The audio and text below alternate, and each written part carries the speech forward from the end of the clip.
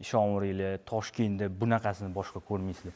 Eksklyuziv bo'lgan uyni o'zingizlar bitta baho berasizlar. Niyat qilib bitta like bosib qo'yasizlar. Mana buni qaranglar. 10x toshlari oyoqdan to'g'ana necha metr chiqadi? 8 metrdan bir balandroq bo'lsa kerak. Mana shu joyda полностью 10x toshla qilingan. Kaminni qaranglar. Bu sizlar o'ylayotgandek, ana elektronnik kamin emas, bu rosta kasim gaz bilan yonib turibdi. O'zi bitta baho berasizlar bu yerda qilingan ishlarga. Biz hozir uyimizning hol qismida turibmiz. Hol qismini qaranglar. Juda ham keng, katta. Ana endi kelinglar sizlarga bitta mana shu xonani ko'rsatib beray.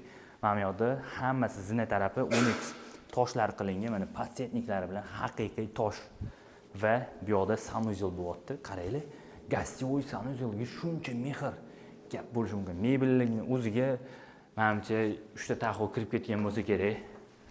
Mana eshikni qaranglar, skriti eshiklar qilingan. Bismillah. Birinchi qaranglar. Yotoqxona ko'ryapsizlar. Birinchi garderobnisi bu yotoqxonamizning.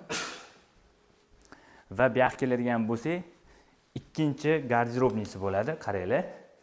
O'zingizlar bitta baho berasizlar.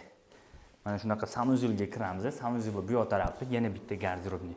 Bitta yotoqxonada ikkita garderobni. Bu yoqda sanuzel bo'lyapti. Marhamat. Va bu yoqda dushovoy kabina bo'lyapti. Xo'p, agar sizlarga bu uyimizni yoqqan bo'lsa, niyat qilib bitta like bosib qo'yamiz. Inshaalloh hammamizga mana shunaqa chiroyli fayzli uylarda yashashlik nasib ro'z aylasin. Toshkentda bunaqa uy boshqa ko'rdingizlar, eksklyuzivniy Toshkentda bir dona bo'lgan uyni kimga ravo ko'rsangiz, o'sha insoningizga tezda jo'natib qo'ying.